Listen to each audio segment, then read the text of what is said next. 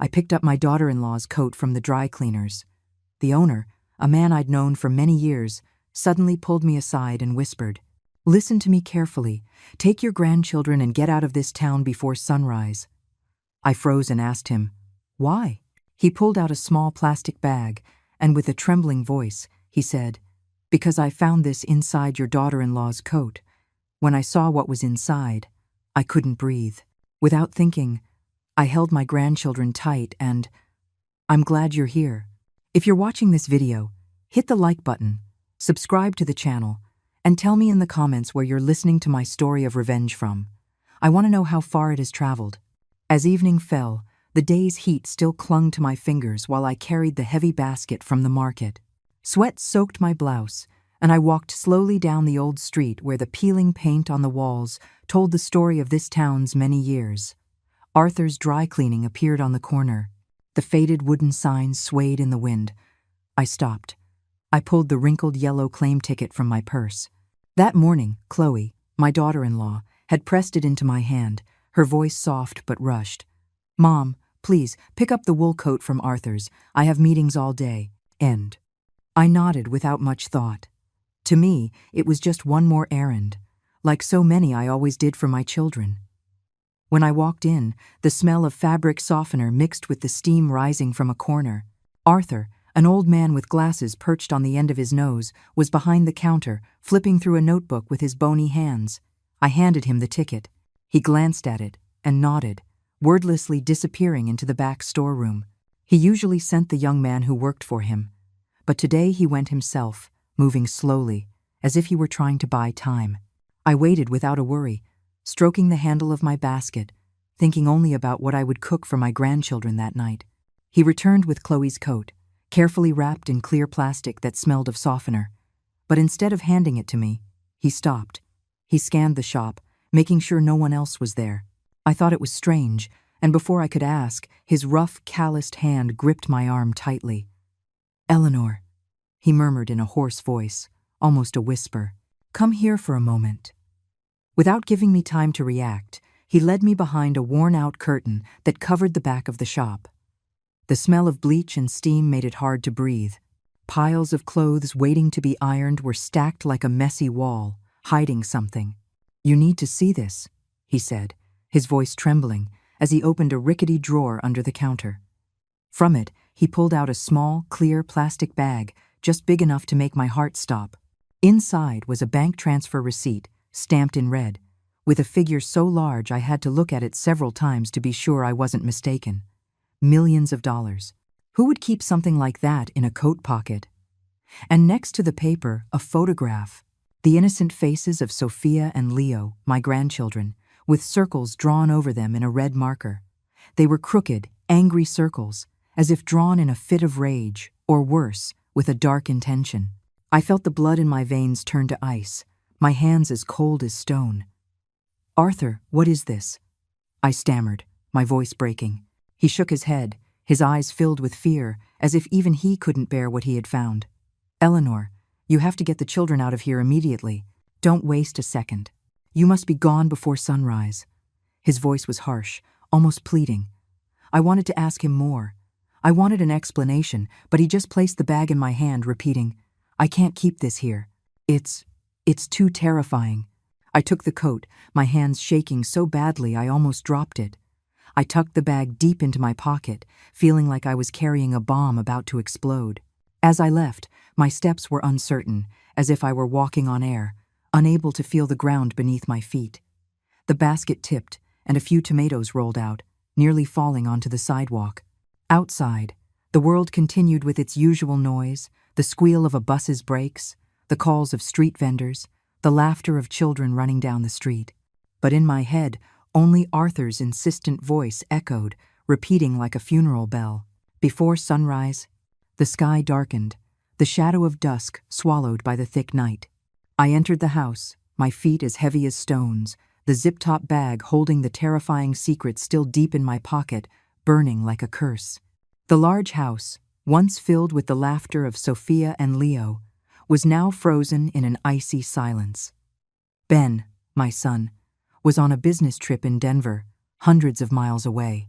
It was just me, my two small grandchildren, and the terrifying emptiness Chloe had left behind. My phone vibrated. A short message from my daughter-in-law. "Mom, I have an unexpected meeting. I'll be very late. Please take care of the kids." I stared at the words on the screen, and a nameless anxiety rose in my chest. Was it true, or just an excuse to hide something? I walked into the living room, where Sophia and Leo were focused on playing with blocks on the old rug.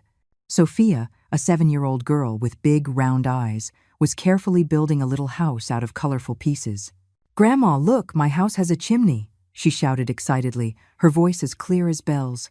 Leo, the little one, only 4 years old, was beside her, hugging a plastic dinosaur, murmuring a song without words.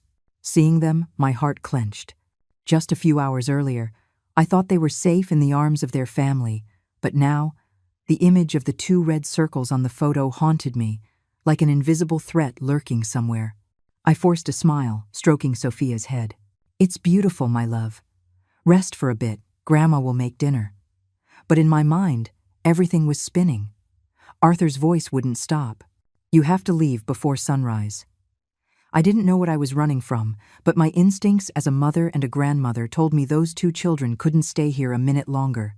I walked silently to my bedroom, locked the door, and with a trembling hand, I dialed the number of Grace, a nurse friend I trusted completely. Grace and I had been through so much together, from the lean years raising our children to the endless nights caring for my husband in the hospital. If there was anyone I could trust now, it was her. "Hello, Grace. It's me, Eleanor," I whispered, my voice cracked with worry. "I need your help. Do you know a reliable taxi, one that can make a long trip, tonight?" Grace was silent for a moment, perhaps sensing the strangeness in my voice. "Eleanor, what's wrong? Why the rush?" I took a deep breath, holding back tears. "I can't explain right now. I just need a cab, as soon as possible."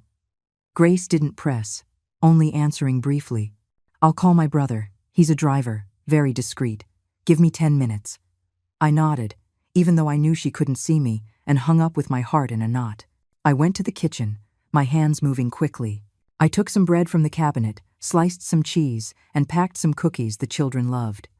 I put a couple of water bottles in a small bag, wondering what else I should bring. I didn't know where I was going, only that my grandchildren couldn't go hungry or be left helpless. From the kitchen, I looked toward the living room. Sophia was showing Leo how to build a bridge. Their laughter was like knives in my chest. They were so innocent, so carefree, with no idea of the storm that was about to break over our family. I wondered if I was wrong, if it was all a misunderstanding, and I was overreacting. But then the image of the photo with the 2 red circles reappeared in my mind, and I knew I had no other choice. I ran to the children's room. I opened the closet and grabbed a few items of clothing. The blue sweater Sophia likes, Leo's superhero pajamas, several pairs of socks. I also packed the yarn doll Sophia always hugs when she sleeps, and the toy car Leo never lets go of. I threw everything into a large suitcase, messy, but I didn't have time to organize anything. The streetlight flickered through the window, making my heart pound. I drew the curtains, afraid a curious neighbor might notice my strange haste. This town is small. Everyone knows everyone, and I didn't want anyone asking questions. The phone vibrated again. A text from Grace. "The taxi is here. It's on the corner. My brother's name is Mike. You can trust him." I took a deep breath, trying to calm myself. I went out to the living room, knelt beside Sophia, and gently shook her shoulder. "Let's go, my love," I whispered in the sweetest voice I could manage. "Put on your coat. We're going for a night ride." Sophia looked up, her eyes wide with surprise. "A night ride? Where to, Grandma?" I smiled, though inside I was a wreck. "To a very fun place. But we have to leave now, or it will be too late." Leo rubbed his eyes, starting to complain about being woken up. "I'm sleepy, Grandma," he mumbled drowsily. I pulled a piece of candy from my pocket and put it in his hand. "Here, be a good boy. Come with me, you can sleep later." Leo grinned from ear to ear and immediately forgot about being tired. I picked him up, took Sophia by the hand, and hurried toward the taxi waiting on the corner. The hallway to the door seemed endless, my sandals dragging against the cold floor, rushed and trembling.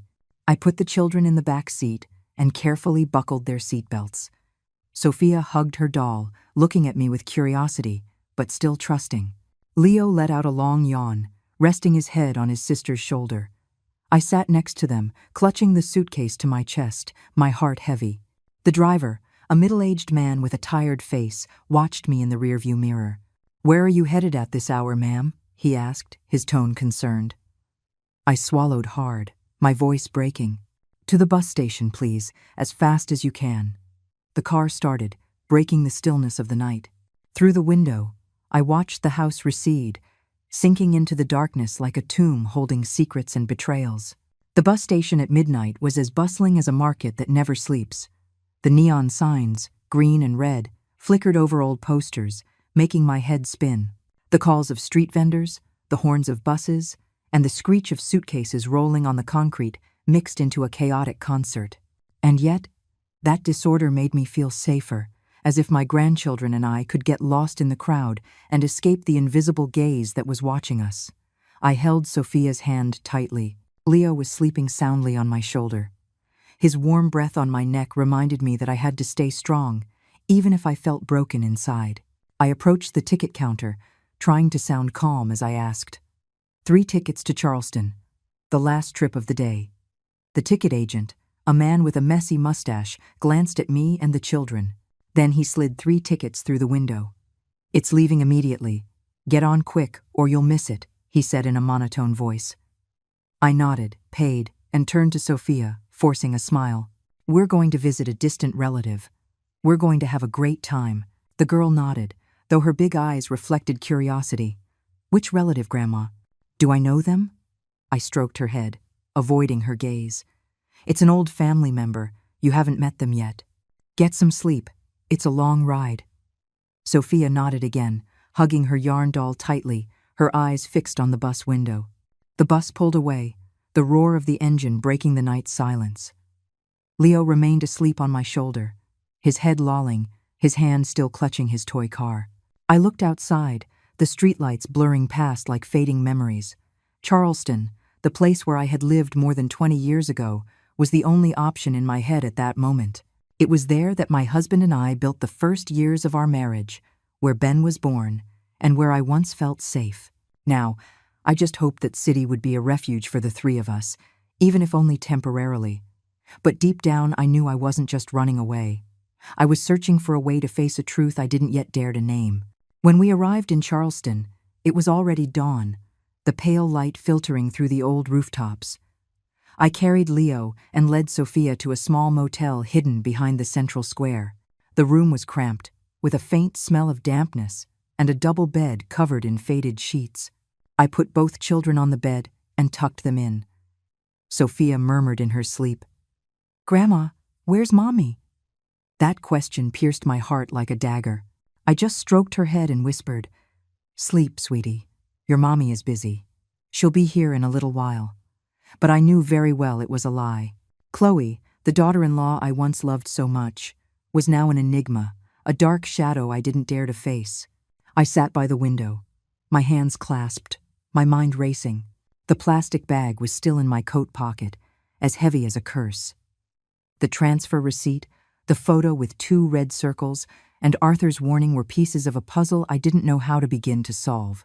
I thought of Ben, my son, who was so far away. I wanted to call him, to tell him everything, but every time I picked up the phone, I stopped. If I was wrong, if it was all a misunderstanding, I would destroy his family. But if I was right, if Chloe was really involved in something terrible, how could I tell my son that the woman he loves, the mother of his children, could be betraying all of us? In the midst of my confusion, an idea sparked. I had to go to the church. Father Michael, the elderly priest in Charleston, was the only one I could trust right now. He had been with me when my husband died. He held my hand through the darkest days. If anyone could help me find my way, it was him. I decided that morning I would take the children to Mass, to pray for peace and to find a way out. The next day, I woke Sophia and Leo. I helped them get dressed. "Come to church with me, and I'll buy you ice cream afterward," I said, faking cheerfulness in my voice. Leo got excited. "Chocolate, Grandma?" I smiled and nodded. though inside I was filled with worry. We walked to St. Francis Church, where the ancient stone walls and the ringing of the bells gave a rare sense of calm. Sophia held my hand, while Leo ran ahead with his toy car dangling from his fingers. Looking at them, all I prayed for was to preserve that innocence forever. Father Michael recognized me as soon as I entered the church. His white hair shone under the light streaming through the stained glass windows, and his kind but piercing eyes looked straight at me. "Eleanor, it's been too long," he said in a warm voice. "What are you and your grandchildren doing here? Is something wrong?" I just nodded, unable to speak in front of the children. After Mass, I let Sophia and Leo play in the church's backyard, where other children were running around. I asked Father Michael for a private conversation. In a small, quiet room behind the altar, the smell of old wood and melted wax helped me breathe easier. Gathering my courage, I told him everything. Chloe's coat, the transfer receipt with a huge sum, and the photo of Sophia and Leo with 2 terrifying red circles. I handed him the plastic bag, my hand shaking. Father Michael was silent for a long time, his hands clasped together, his face growing harder by the second. Finally, he sighed and said in a grave voice, "Eleanor, this is beyond what a priest can handle. This isn't just a family matter. This is a much greater danger. You need someone who understands the law." He paused, looking at me with deep concern. "I know someone who can help. Victoria, a very good lawyer and a parishioner here. She'll know what to do." I nodded, feeling a ray of hope light up in the darkness. That same afternoon, in the small confessional, I met Victoria for the first time. She was young, maybe a little over 30, with short hair and eyes so sharp they seemed to see everything. Wearing latex gloves, she carefully opened the bag and examined the receipt under the dim yellow light. "This transaction code belongs to a ghost company registered through an offshore account," she said, as her fingers typed quickly on her laptop, her face serious with concentration. "A non-existent company." She paused and pointed to the last line of the document.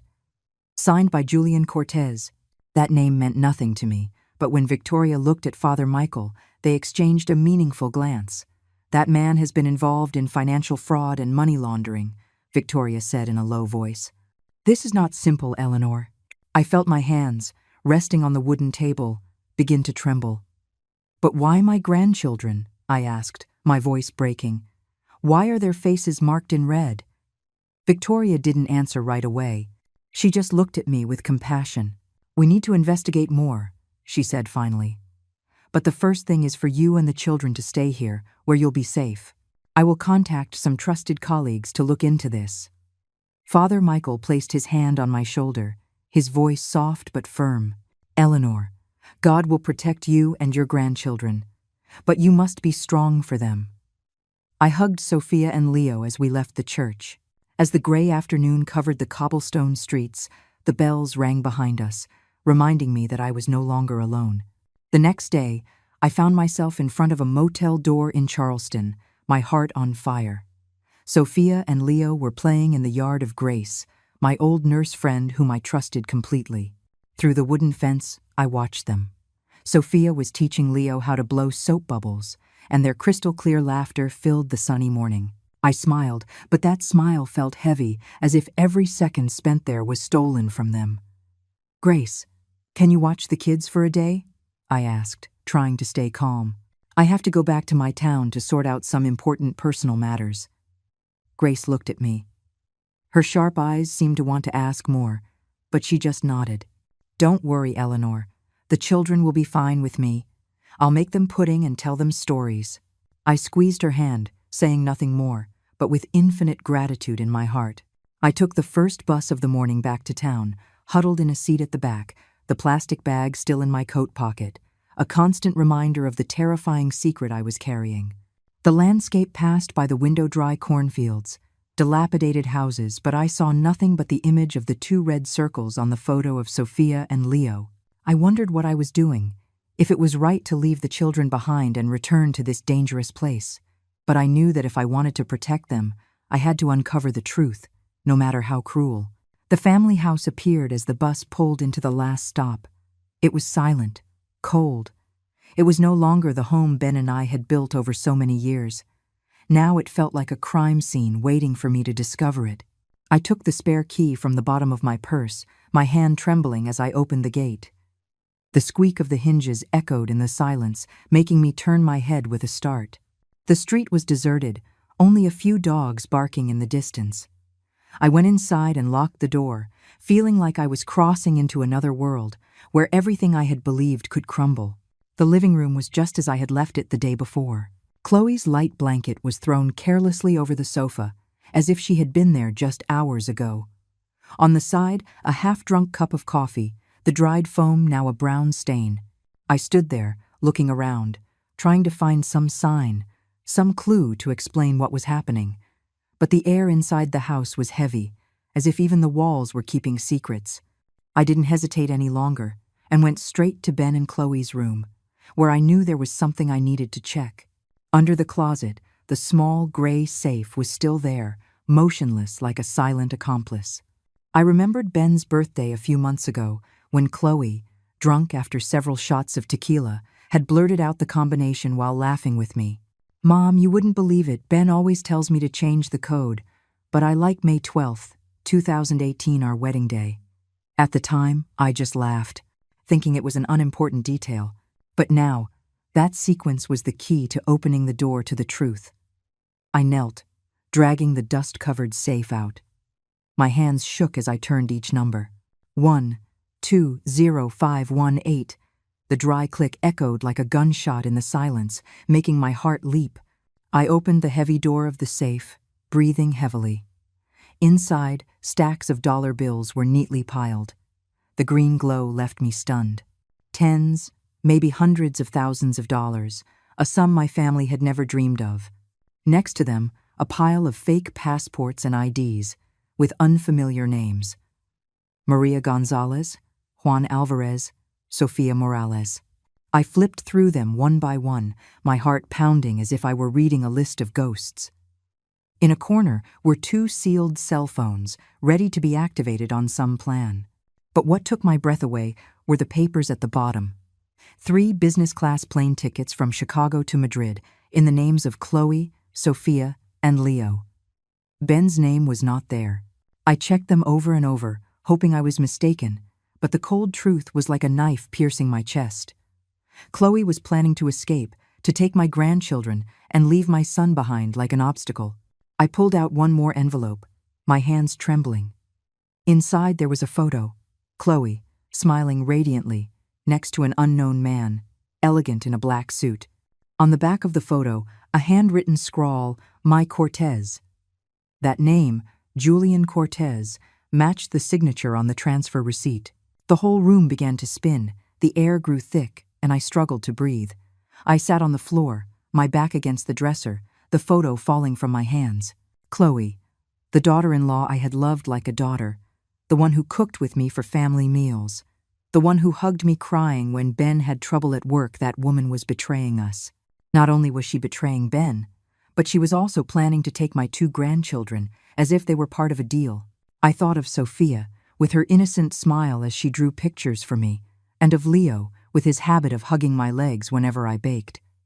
How could she be so cruel? How could she circle their little faces with a red marker, as if they were merchandise? At that moment, the familiar sound of my neighbor, Mr. Henderson's truck, rumbled down the street. I jumped. Hurriedly, I put everything back in the safe, trying to leave it as it was. My hands were shaking so much that I dropped a passport, but I managed to pick it up. I pushed the safe back into place and closed it. My heart was pounding so hard it felt like a guilty person's. I stood up, wiped the sweat from my forehead, and tried to calm down. As I headed for the door, I spotted a torn envelope in the kitchen trash can, with the logo of a foreign bank shining in the light. Instinctively, I took it. I put it in my jacket pocket without a second thought. When the door slammed shut behind me, I walked out onto the street as if floating. I knew I wasn't just running away.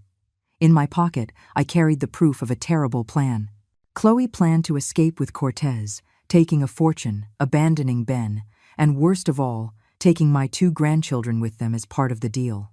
I returned to the motel in Charleston, my legs heavy as lead and my pocket still holding the horrible evidence from the house. It was now midday. The dim sunlight filtered through the slits of the thin curtains, falling on the old wooden floor. Sophia and Leo had just woken up from their nap. They were on the bed, rubbing their eyes. Sophia, her hair tangled, looked up at me, her big, innocent eyes wide. "Grandma, when are we going home to Mommy?" Her question was like a knife in my chest. I knelt, stroked her hair, and tried to smile, though I knew the smile was forced. "Soon, my love. Your mom is busy with something. Stay with me for a few more days, okay?" But my throat was closing up. I couldn't say more. Leo, hugging his plastic dinosaur, interrupted. "Grandma, I want cookies." I nodded. I took a package from my bag and gave it to him, just to hide the fact that my hands were still trembling.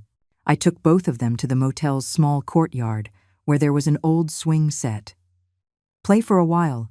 I'll watch you from here," I told them, trying to sound calm. But inside, I felt like I was on the edge of a cliff. What I had found in the safe, the stacks of money, fake passports, plane tickets, and the photo of Chloe with Cortez would not stop tormenting me. I knew I couldn't stay here forever, nor could I keep running without facing the truth. But how could I protect my grandchildren if their own mother, whom I once trusted, was part of this nightmare? Later that afternoon, Victoria arrived. Her steps were quick, but her eyes reflected concern. She was accompanied by two men in plain clothes, though their bearing made their cold professionalism clear. They introduced themselves as federal agents, showing credentials with official seals. "Ma'am, I'm Agent Miller," one of them said in a grave, firm voice. "This is my partner, Agent Davis. We need to see everything you've found." I nodded and led them to the cramped rental room, where a small wooden table had become the center of the entire truth. I spread everything out on the table. The receipt for a massive transfer, the envelope from the bank, a photo of Chloe, smiling next to Cortez, 3 plane tickets to Madrid, and a stack of fake passports. Each object was like a new stab, reminding me of Chloe's betrayal. Agent Davis took a still-sealed cell phone and connected it, via a USB cable, to a small device. His laptop screen lit up, showing lines of code running at high speed. "We can recover the deleted data," he said without looking up.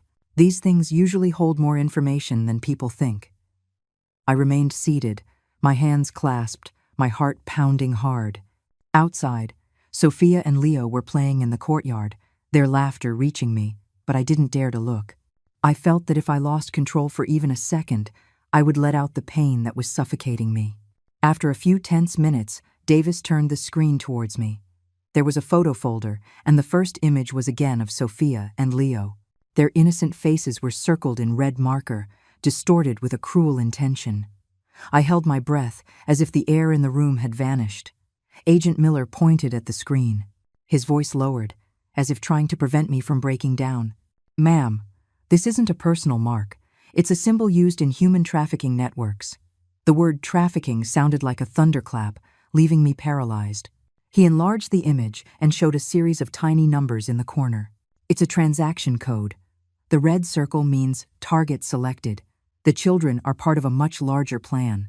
Instinctively, I wanted to hug my grandchildren, even though they were outside, as if I could protect them from that terrifying truth.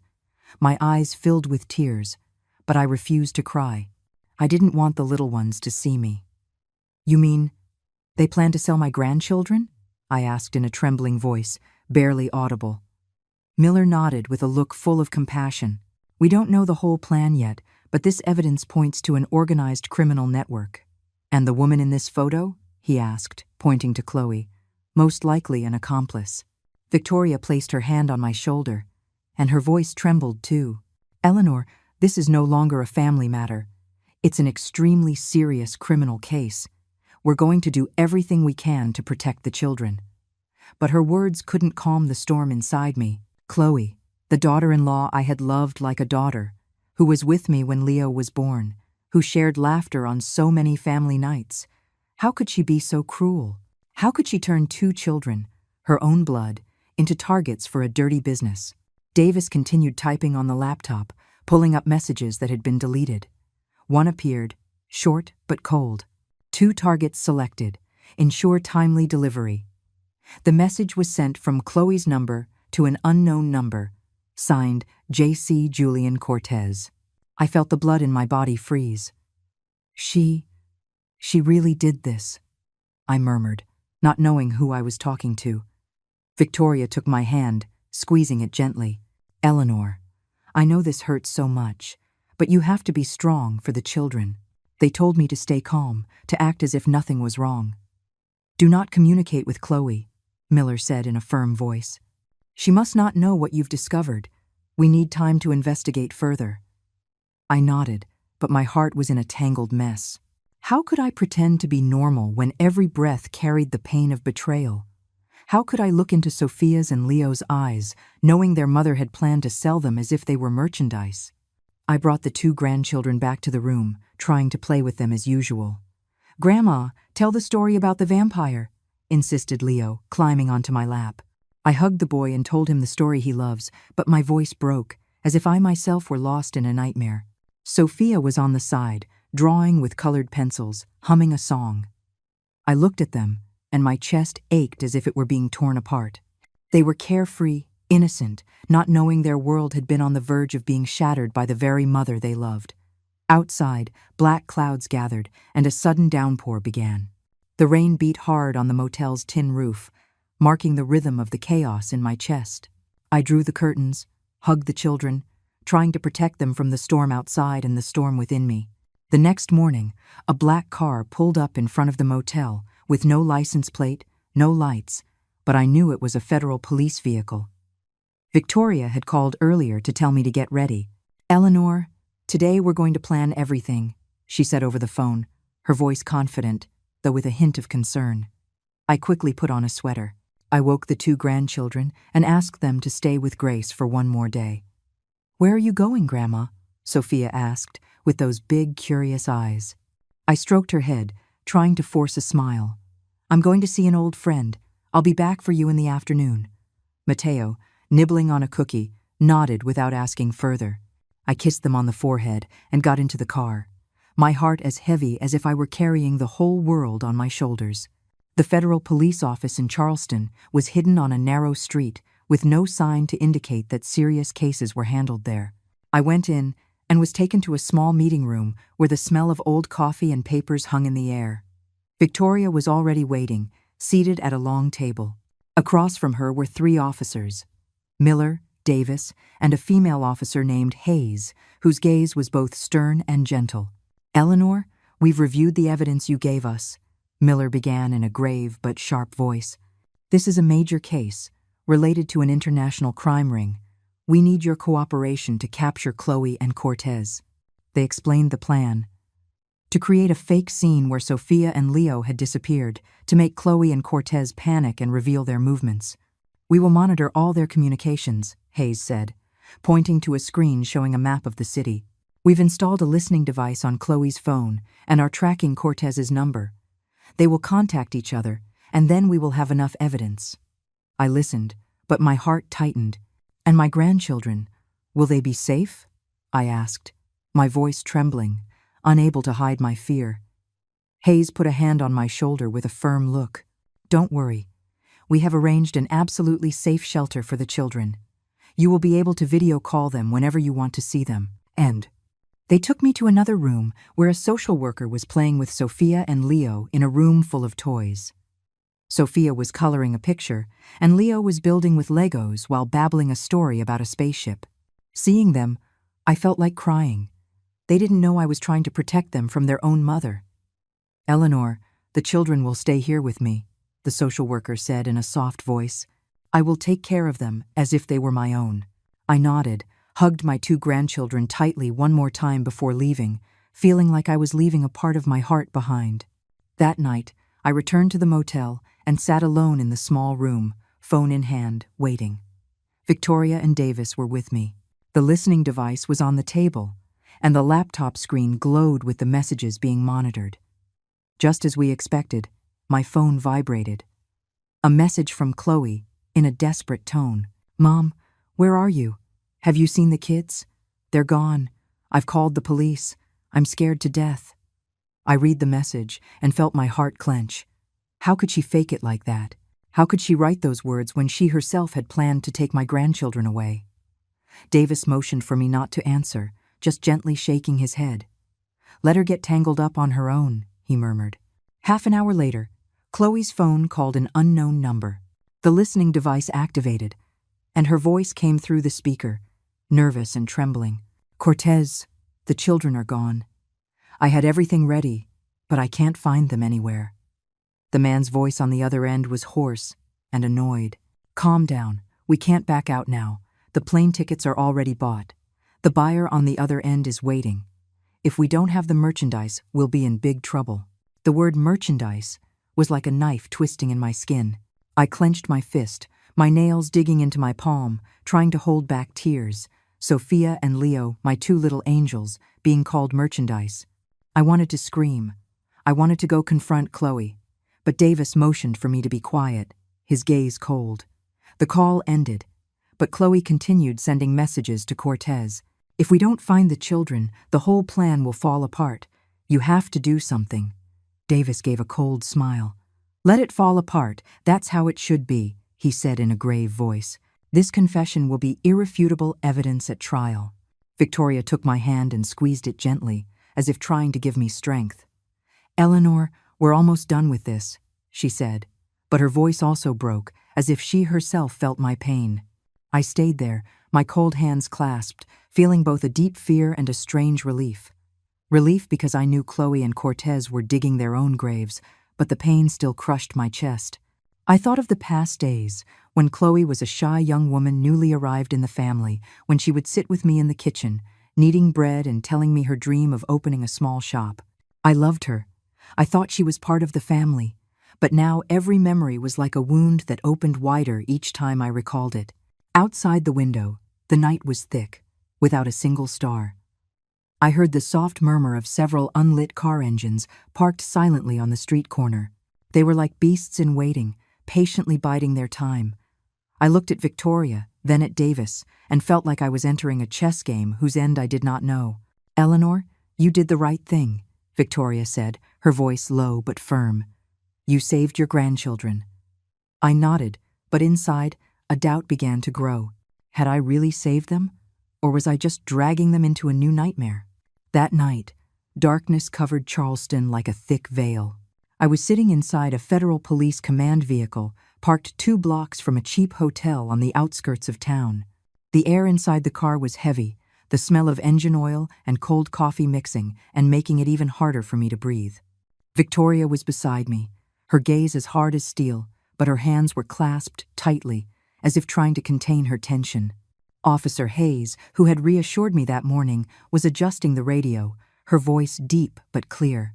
"Eleanor, you just stay here and listen. We'll handle everything." But how could I be calm when my heart was beating so hard it felt like it would burst from my chest? Sophia and Leo were safe in the police station's playroom, but the mere thought that I was about to witness Chloe's betrayal made me tremble. Over the radio, short, sharp commands were heard, like knives. "Alpha Team, position on the northeast corner. Bravo Team, control the rear exit. The target is heading to the meeting point." I clenched my hands tightly, my nails digging into my palms, trying not to show my fear. Victoria placed a hand on my shoulder and murmured, "Eleanor, it will all be over tonight. You did the right thing by getting the children out." I nodded, but tears were already streaming silently down my cheeks. The right thing? What had I done besides run away and ask for help?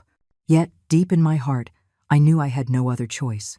I had to protect my grandchildren, even if the price was facing the heart-wrenching truth about my daughter-in-law, whom I had once loved like a daughter. Hayes turned on the live feed from the listening device, and Chloe's voice echoed, shaky and fast. "Cortez, I don't understand.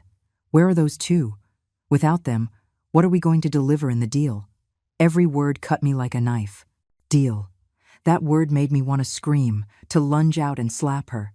How could she refer to Sophia and Leo, her own children, as if they were merchandise? Cortez's hoarse, rough voice replied, "Shut up. First, let's go to the hotel. The intermediary is already waiting there. If we don't bring the merchandise, we're finished." I held my breath, as if the air inside the car had vanished. Intermediary. Merchandise. Those words were needles in my chest, reminding me that this wasn't just a family betrayal, but a monstrous crime. Hayes whispered into the radio. "The target has entered the parking lot. Prepare to move in." Through the microphone, I heard the dull thud of a car door closing, then rapid footsteps on the concrete. I imagined Chloe and Cortez, two tense figures moving towards the empty parking lot, unaware they were walking straight into the trap set by the police. Suddenly, a firm shout tore through the quiet. "Federal police, hands up." The thunder of running boots, the click of flashlights turning on, and then a sharp scream from Chloe, so piercing it ripped through the night. "No, it can't be," she cried, her voice filled with terror. Over the radio, I heard sounds of a struggle. "Cortez, run!" Chloe yelled, but immediately an officer ordered, "Freeze, put your hands up or I'll shoot." There was a thud, then the sound of Cortez's body hitting the ground next to a white van. "Don't move," another voice commanded. I heard the metallic click of handcuffs being fastened. Chloe was crying, her voice in pieces. "You're mistaken. I didn't do anything." But then I heard her purse fall to the ground, stacks of money spilling out, and the cold voice of an officer. "Do you have anything else to say?" Sitting in the car, I couldn't hold back anymore. Tears streamed silently down my cheeks. I didn't know if I was crying with relief because the trap had worked, or with the pain of facing the truth that Chloe, whom I had considered a daughter, was willing to sell my 2 grandchildren. Victoria took my hand, squeezing it tight. "Eleanor, they've got them. The children are safe," she said, her voice trembling. But the pain inside me did not subside. I thought of those nights when Chloe would sit with me, laughing, sharing small dreams. I believed her. I loved her. I thought she was part of the family. Now, all that was left was a ghost, someone who had wanted to destroy everything. A voice came over the radio, brief but authoritative. "Both targets secured. Operation successful, no casualties." Outside, the sirens all went on at once. The red and blue lights spun, reflecting off the old hotel walls. I heard patrol car engines starting, voices giving orders, hurried footsteps. The night seemed torn apart by chaos, but for me, it was the sign that the net of fate had finally closed. A few weeks later, I sat in the courtroom of the federal courthouse in Charleston. The air was heavy, thick, as if the walls held secrets. The benches were filled with neighbors, mixed with a few reporters armed with cameras and notebooks, their gazes sharp, ready to record every moment. I held Sophia and Leo tightly, the children snuggled against me, as if they could feel the tension in the air. Victoria was beside me, rubbing my back, whispering, "Eleanor, it will all be over today. You have been very brave." But how could I feel strong when my heart was in pieces? The truth about Chloe, about her terrible plan, was about to come to light, and I knew it would leave scars impossible to erase on me and my grandchildren. Chloe appeared in the defendant's box, wearing a beige prison jumpsuit, her hair tangled, with no trace of the radiant daughter-in-law I had known. Her face was gaunt, aged 10 years, her eyes sunken, as if her guilt also haunted her. Beside her, Cortez trembled, his hands cuffed, his head down, unable to look at anyone. Seeing him, I didn't know what to feel: rage, pain, or just a cold emptiness in my chest. I had loved Chloe. I had believed she was part of the family. I even defended her in her fights with Ben, but now she was just a stranger, a woman who had tried to sell my grandchildren as if they were merchandise. The prosecutor, a middle-aged man with a firm voice, stood up and began to speak. "Your Honor, we are trying a particularly serious case related to money laundering, conspiracy to kidnap children, and participation in a transnational criminal organization." He presented the evidence one by one, each piece like another stab in my heart. The transfer receipt with a huge sum appeared on the large screen. The numbers in red made the whole room murmur. Then he showed a pile of fake passports, strange names that recalled the criminal network Chloe and Cortez were involved in. 3 plane tickets to Madrid, only in the names of Chloe, Sophia, and Leo, were projected, making me squeeze my grandchildren's hands tightly so they wouldn't notice my trembling. But what made the room erupt was when the photo of Sophia and Leo appeared, with 2 crooked red circles marking their faces. Some women in the back rows exclaimed, "How horrible!" The murmur grew like a wave, filled with indignation and horror. I immediately pulled Sophia and Leo close, covering their eyes. "Grandma, what is that?" Sophia whispered in an innocent voice. I stroked her head and replied with a broken voice, "Nothing, sweetie. It's just an old photo." But inside, I wanted to scream. I wanted to cry until I was empty. How could I explain to them that their own mother had marked them as targets for a criminal enterprise? The prosecutor continued, his voice growing sharper as he presented the recording of the phone call that changed everything. Chloe's voice filled the room, desperate but icy. "Cortez, the children are gone. Without them, what are we going to negotiate with?" Cortez's voice responded curtly. "First, go to the hotel. The intermediary is waiting." The entire room fell silent. Only Chloe's ragged breathing could be heard over the speaker. I heard every word as if it were being branded into my mind. Every phrase of hers was a knife, shattering the memories of the days when I believed she was family. Chloe's defense attorney stood up, trying to save her. "Your Honor, my client is a victim, manipulated by Julian Cortez. She was unaware of the trafficking network and had no intention of harming her children." But the prosecutor immediately retorted, his voice as sharp as a razor. In the recording, the defendant herself says she needed the children to negotiate. That is the act of an accomplice, not a victim. He pointed to the screen, where the tape replayed, and Chloe's words echoed like an undeniable confession. Cortez remained silent, head bowed, like someone accepting his fate. When the judge's gavel struck, the entire room froze for a moment.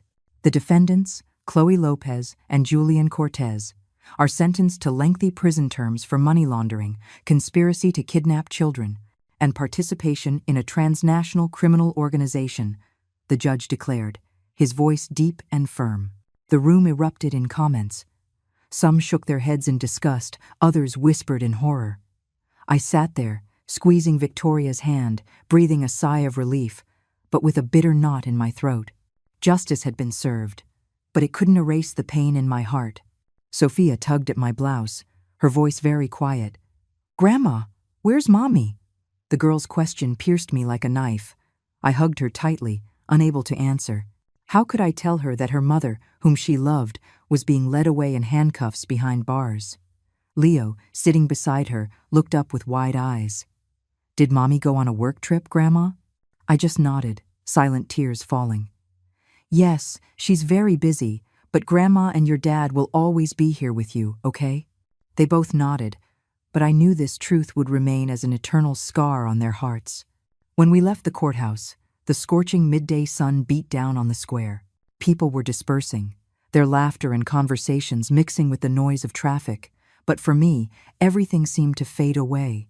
Victoria took my hand and said softly, "Eleanor, you saved the children.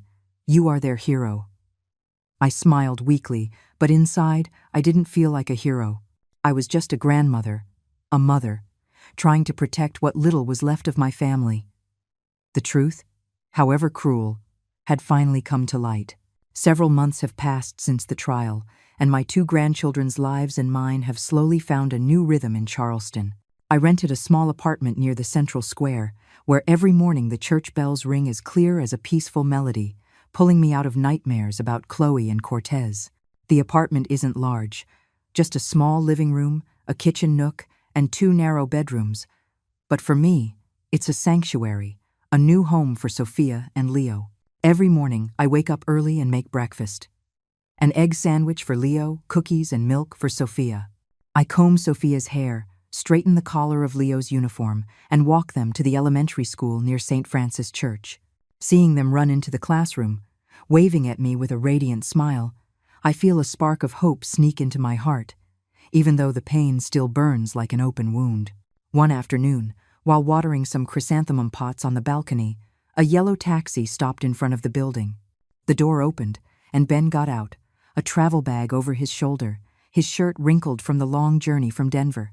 My son was visibly thinner, his face gaunt, his eyes sunken as if they carried a story too heavy to bear. I dropped the watering can. Water splashed on the floor, and I ran to hug him. "Ben, you're back," I exclaimed, my voice choked, holding him tightly as if I feared he would vanish, just like those peaceful days that were gone. Ben hugged me back, then knelt and opened his arms as Sophia and Leo ran from inside the house, shouting excitedly. "Daddy! Daddy!" They threw themselves into his arms with laughter. And in that moment, I saw Ben's eyes light up, if only for a second.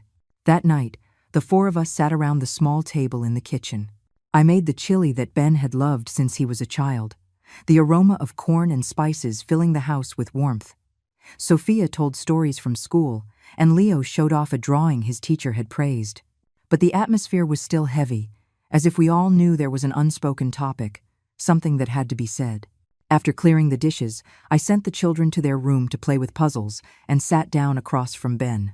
"Son, I have to tell you everything," I said in a grave voice, clasping my hands to stop them from shaking. I began to speak slowly. From that afternoon at Arthur's dry cleaners, when I received the coat and discovered the plastic bag with the transfer receipt and the photo of Sophia and Leo marked with a red circle, I told him about the overnight bus ride, about the safe under the dresser, about the plane tickets to Madrid without his name on them, and about the trial where the atrocious truth about Chloe and Cortez was revealed. Every word was like a stab, not just for me, but for Ben's heart as well. He remained silent, running his fingers through his messy hair, his eyes red, and when I told him the part where Chloe called the children merchandise to negotiate with, Ben slammed his hand on the table and his voice broke and said, "Enough, Mom." He stood up and began pacing in the small room, as if he couldn't bear the weight of the truth. "Mom, the truth is, I've suspected Chloe for a while now," Ben said, his voice full of anguish. "She used to leave early and come back late. She would hide her phone, and suddenly large sums of money would disappear from the house. I would ask her, but she always said it was for work. I didn't want to believe she could do something wrong. I thought I was protecting the family, but it turns out I was just a fool." He stopped, turned his face away, his shoulders shaking. I stood up, took my son's trembling hand, saying nothing, just silently sharing his pain. I knew Ben's suffering wasn't just from his wife's betrayal, but also from the feeling of helplessness at not being able to protect his two children. Sophia and Leo came out of their rooms silently, as if sensing the tension in the air. Sophia was hugging her yarn doll and asked quietly, "Grandma, is Daddy sad?" I nodded, pulling her closer and putting another piece of meat in her bowl. "Daddy is just tired from the trip. Eat up." Leo joined the conversation with an innocent voice. "Daddy, can we play with Legos tomorrow?" Ben smiled weakly and stroked his head. "Yes, we'll play tomorrow."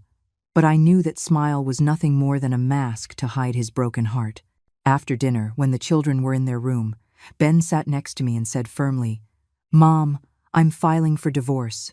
I'm going to get full custody of the children, and with you, I'm going to build a new life for them." I looked at him and saw in his eyes a determination I hadn't seen in a long time. "Are you sure, Ben?" I asked, my voice trembling. He nodded, squeezing my hand. "I can't forgive her, Mom. It's not for me. It's for Sophia and Leo. They deserve a safe life, and I will do everything to make them happy." I nodded, tears in my eyes. At last, my son had found the courage to face the truth, even though it hurt so much. That night, I stood on the balcony, looking at the dimly lit street. The yellow light from the lampposts cast flickering shadows. From inside the house, Ben's voice reading stories to the children mixed with the pure laughter of Sophia and Leo. And then the teddy bear said, "I'm not afraid of the dark anymore," Ben read. And I heard Leo exclaim, "What a brave teddy bear." The sound of pages turning added to the atmosphere, bringing a fragile but priceless peace. I closed my eyes, took a deep breath, and felt a little warmth return to my heart. Time passed quietly. The small apartment I had rented truly became a home, where little by little, the wounds of 3 generations began to heal. The court had already made its final ruling, granting full custody of Sophia and Leo to Ben and me. Hearing the news, I sat on the sofa, clutching a hot cup of tea, feeling as if the heavy weight that had been crushing my chest was finally lifted. Every Sunday morning, I took Sophia and Leo to the nearby park. The bells of St. Francis Church rang, mingling with the singing of birds in the trees. Ben, who now had a stable job in Charleston, would play football with Leo on the green grass. The boy, with his short little legs, would run after the ball, smiling from ear to ear. "Dad, kick it hard." Meanwhile, Sophia would happily ride her tricycle around the fountain, her high ponytail waving in the wind. I sat on a bench, savoring a hot cup of coffee, watching the three of them play under the Sunday. The light filtered through the leaves, scattering golden flecks on the ground, and in that moment, I felt a peace I had never felt before, as if the storm had passed and the sky was finally clear again.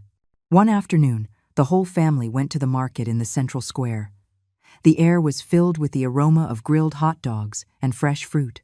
Sophia, her eyes shining, chose an old comic book for herself at a bookstall, eagerly flipping through each page. "Grandma, this one has a princess who rides a dragon," she exclaimed, showing me the book. I smiled and stroked her head.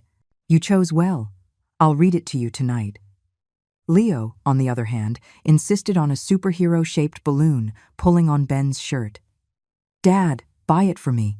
Superheroes fly really high." Ben laughed, pulled out his wallet, and paid, while I quietly chose the freshest bunches of vegetables, some bright red tomatoes, and a bag of corn to make chili. These simple moments, like small pieces of a puzzle, were slowly putting the family that seemed to have been broken back together. In the apartment, I taped Sophia's and Leo's clumsy drawings to the living room wall. There was one with 4 people, me, Ben, Sophia, and Leo holding hands under a red roof, with a big sun and a few white clouds. Sophia pointed to the drawing, proud. "This is our house, Grandma. I chose the red roof because it's my favorite color." I looked at the picture with a soft smile, but I felt a lump in my throat. Their mother wasn't in the drawing, and I knew that no matter how hard I tried, that emptiness would always be there. I just hoped that Ben's love and mine would be enough to fill a little of that void in the children's hearts. Sometimes, I would see Chloe's picture in the newspapers, usually in short articles about the case, accompanied by a photo where she looked gaunt and lifeless behind bars. Every time it happened, I would hide the paper, burying it at the bottom of the trash can, not wanting Sophia or Leo to see it. They were too young to understand, and I didn't want their pure smiles to be stained by a cruel truth about their mother. But I knew that one day I would have to tell them. I would have to explain why she was no longer there. That thought made me shudder, but I repeated to myself that when the time came, I would find a way for them to understand without that pain destroying them. At night, when Sophia and Leo were fast asleep, I would sit at the kitchen table and open the old journal I had started writing in my first days in Charleston. My hand, now less shaky, would glide over the pages, leaving these words. "Today, Sophia drew a family. She doesn't know that this red roof is all we have, but I will do whatever it takes to make sure it always stands strong. They will grow up surrounded by love and truth, not lies or fear, and never again will anyone dare to use a red pen to mark their faces." I closed the notebook. I turned off the light, leaving only the sound of my 2 little angels' quiet breathing in the next room, and the soft murmur of the night wind coming through the window. Sometimes, in my dreams, I still see Chloe's image, not the one from the courtroom, but the one of that young woman who one day timidly entered my house, with a bouquet of daisies in her hand and a nervous smile. I wake up, and the tears fall silently, not out of nostalgia, but from the pain of a betrayed trust. But then I hear Sophia calling me cheerfully from the living room, or Leo's mischievous laughter as he plays with his dad, and I know I can't let the past drag me back down. I wipe my tears. I get up and prepare a new day for my little family. One night, after reading a story to my 2 grandchildren, Ben stayed with me in the living room. "Mom, I found a steady job here," he said, his voice deep but firm. "I want to stay in Charleston, raise the kids with you. We'll make it, right?" I looked at my son and saw in his eyes a determination I hadn't seen since he was a boy. "Of course, we will, son," I replied, taking his hand. "We'll make it, because we have each other." Ben smiled, and for the first time in many months, that smile was no longer heavy with burdens. In the darkness, as the streetlight filtered through the slits in the curtains, I understood that my family, after the storm, had truly been reborn. It was a painful rebirth, built on the broken pieces of trust and love, but it was full of hope. I got up, went out onto the balcony, and looked at the quiet street.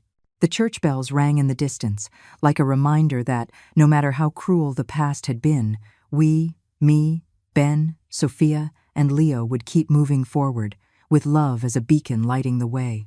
In the depths of my heart, I understood that everything that happened wasn't just my family's tragedy, but also a warning to everyone. Sometimes, the person who hurts you is precisely the person you trusted the most. Naivety, blind faith, can become the open door for darkness to enter. But I also understood that the love and courage of a mother, of a grandmother, always have the strength to protect and guide. I want to tell everyone something. Learn to look closely at the strange signs.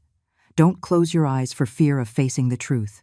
A family is only truly preserved when we have the courage to defend it with all our hearts and with firmness, even in the face of the most painful betrayal. The story you have just heard has had names and places changed to protect the identities of those involved.